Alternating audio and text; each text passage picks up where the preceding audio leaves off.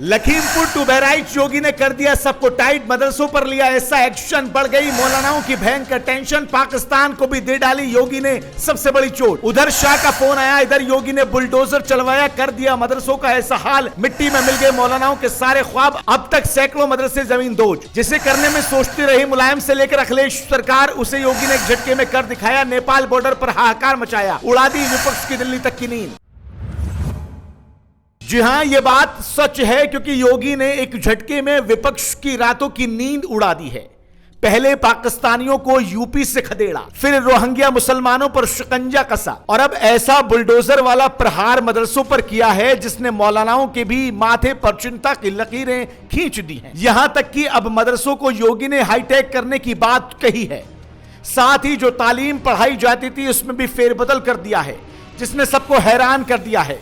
इतना ही नहीं, अब तो पूरे यूपी के सभी जिलों में अवैध मदरसों को मेगा अभियान योगी ने छेड़ दिया है, जिसके बाद नेपाल बॉर्डर से लेकर पाकिस्तान में हाहाकार मच गया है, जिसके पीछे की बड़ी वजह भी है जो आगे आपको बताते हैं। लेकिन उससे पहले आपको यह बता देते हैं कि अवैध मदरसों पर अब योगी ने नजर टेढ़ी कर ली है, जिसके चलते बिना मान्यता संचालित मदरसों पर कार्रवाई जारी है।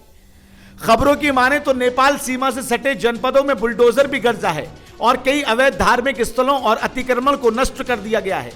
वहीं बिना मान्यता चल रहे मदरसों पर भी नकेल कसते हुए उन्हें सील कर दिया गया, जिसने मौलानाओं की हालत पस्त कर दी। बताया जा रहा है कि अब तक सैकड़ों अवैध अतिक्रमण को हटाया जा चुका है।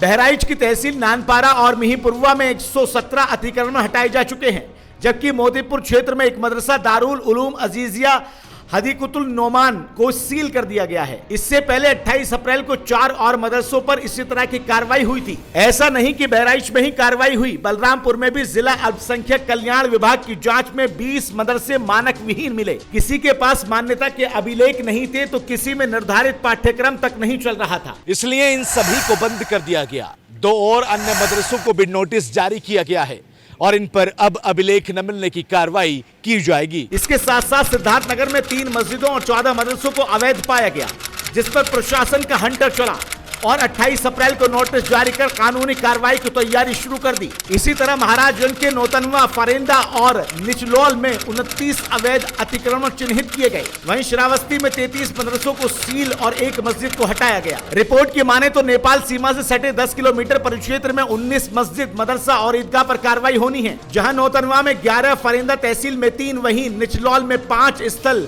प्रशासन ने चिन्हित कर लिए हैं। ऐसा माना जा रहा है कि जिन जगहों पर प्रशासन कार्रवाई के लिए तैयारी की है, उनका निर्माण पिछले 20 से 40 सालों से पहले ही किया गया है। हालांकि इस बीच बहराइच से एक हैरान करने वाली खबर भी सामने आई, जहां एसडीएम और तहसीलदार को मदरसों पर प्यार आ गया। उन्होंने अतिक्रमण को हटाने की कार्रवाई नहीं की, जिसका पता चलते ही योगी की लेडी सिंघम डीएम मोनिका रानी ने ऐसा एक्शन लिया जिसने लखनऊ तक खलबली मचा दी। दोनों को डीएम ने ऐसी सजा सुनाई कि उनके होश फाख्ता हो गए। दरअसल डीएम ने उनकी सैलरी रोक दी, साथ ही ये भी कहा कि अतिक्रमण नहीं हटाए जाने पर सख्त एक्शन लिया जाएगा। बता दें, अवैध मदरसों के खिलाफ हो रही कार्रवाई ने नेपाल से लेकर पाकिस्तान तक खलबली मचा दी है। योगी का साफ कहना है कि अब मदरसों से भी बच्चे निकलकर अच्छी तालीम हासिल करेंगे। अब देखना यह होगा कि कितने और मदरसों पर कार्रवाई की जाएगी। कैमरा पर्सन प्रिंस यादव के साथ अफी हिंदुस्तानी, नाउ उत्तर प्रदेश।